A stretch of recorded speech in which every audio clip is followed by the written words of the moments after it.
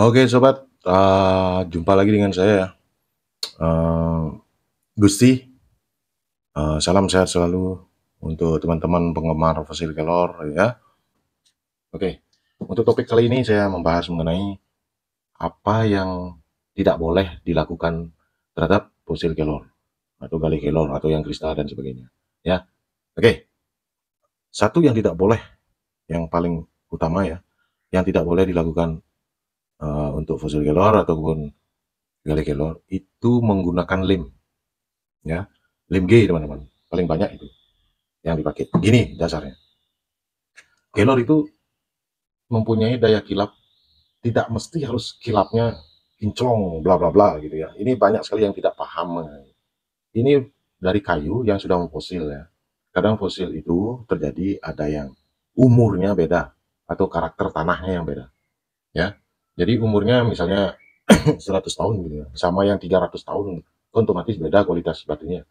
Jadi kita tuntut, kita yang menyenangi daya kilap yang tinggi ya, jadi kita tuntut kelor untuk mempunyai kilapnya sama dengan permata atau kualitas batu yang lain.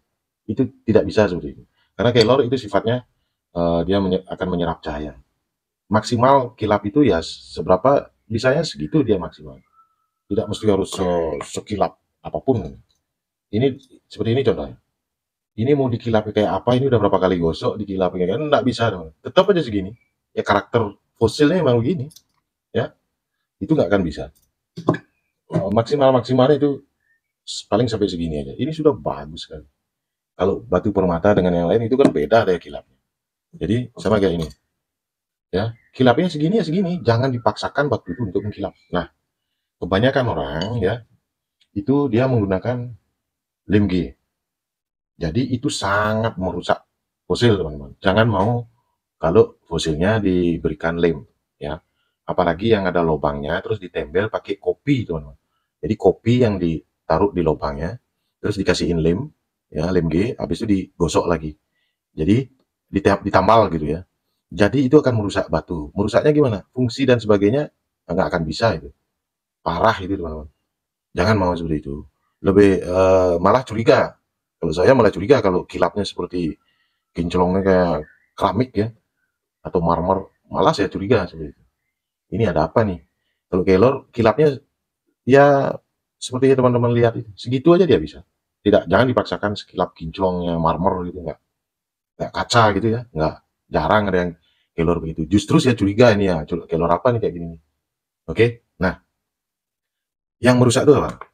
Kalau misalnya ini contoh ya, fosil kelor ini diberikan lem, dia prosesnya adalah diberikan lem, ya setelah kering dipoles lagi, lubang pori-pori seratnya kelor itu ditutup, dipoles lagi, digosok lagi, habis itu lem apa kilapnya akan kelihatan berpengaruh karena pengaruh lem juga.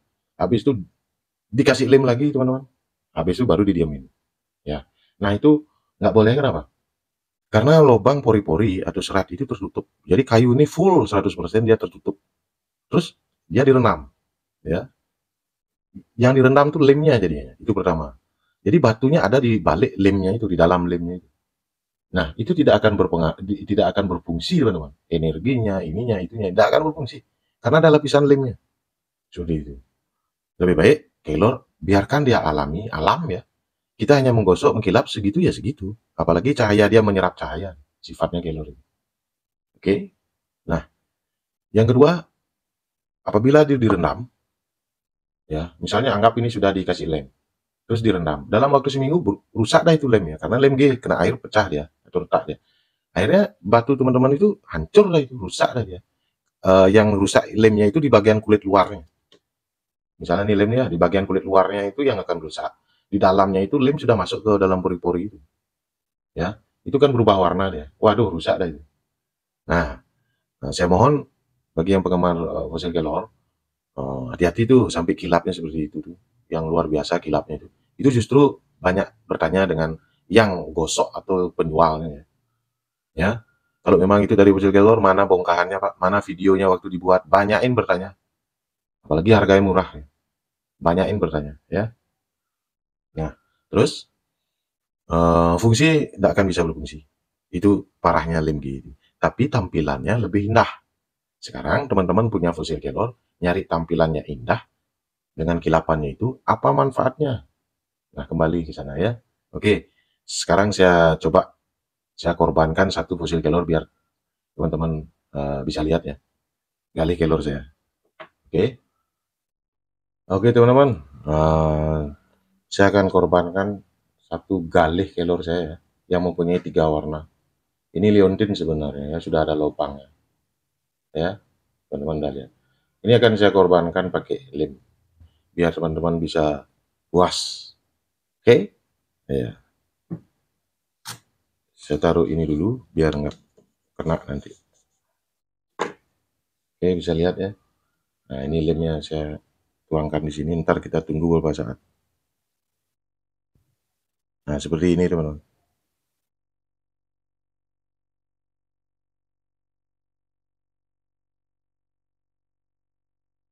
Beda kan? Oh, beda kan? Nah, nanti ini sekelilingnya dikasih ya, biar tutup semua. Oke, di bagian samping juga nanti dikasih. Nah, ini hanya contoh aja ya. Nah, kita lihat. Hitamnya langsung muncul, coklatnya langsung muncul, putihnya juga langsung muncul. Oke? Cuman kita harus tunggu beberapa menit ya, baru kelihatan hasilnya. Tuh. Ya. Lebih mencolok dari yang lain kan? Tuh. Seandainya yang besar ini saya kasihin lem, gimana kinclong, kayak marmer dia nanti. Jadi naturalisnya itu, natural alamnya itu hilang dia, teman-teman. Dan batu rusak, parahnya lagi tidak berfungsi. Ini lagi satu. Apabila saya kasih lem, kilapnya kayak apa ini? Segini ya udah kilap. Ya, memang bawaannya seperti itu. Jangan dipaksakan harus kilap itu. Beda dia nanti. Oke. Ini saya pakaiin lem, saya pakaiin contoh biar teman-teman puas. Tapi tunggu beberapa saat. Nah, seperti itu teman-teman ya. Jadi langsung muncul dia. Warna atau kilapannya langsung muncul. Yang tadi tidak begitu muncul, apa namanya, begitu kasih lem langsung muncul. Nah, ini ada 3 kali proses. Ini pertama dia akan lemnya akan masuk ke pori-pori seratnya itu. Itu pertama, udah kering, tertumpuk lagi. Nah, ini udah mulai kering nih. Tadi dia masuk ke dalam pori-porinya, ada seratnya. Biasanya di tukang gosok ini digosok lagi. Begitu kasih tahap pertama lem, itu digosok lagi. Gosok untuk supaya pori-porinya itu tutup.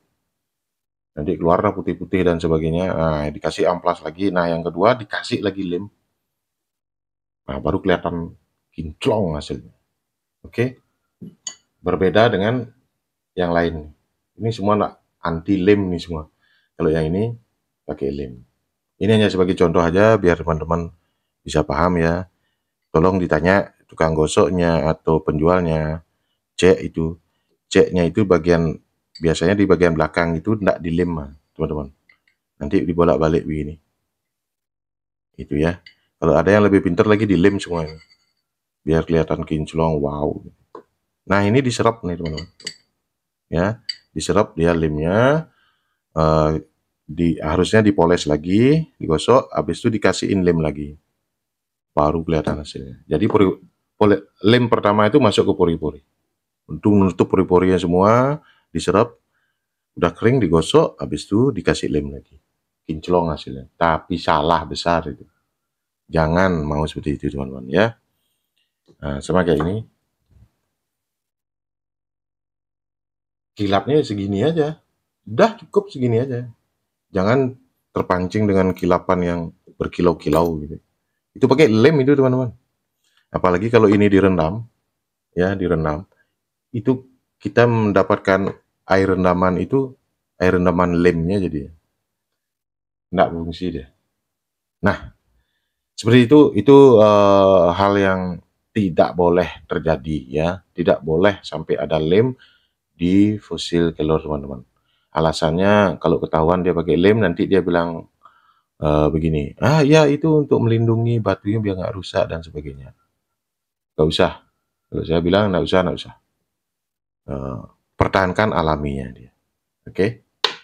Oke, sekian dulu mengenai itu hal yang tidak boleh terjadi di fosil kelor. Oke? Kita ketemu di video selanjutnya, di topik selanjutnya mengenai apa aja yang nanti kita bahas. Ya. Terima kasih teman-teman atas sudah menyimak video saya. Jika ada pertanyaan, silakan di kolom komentar ya. Terima kasih. Salam keluarga, sehat bahagia selalu ya. Ciao.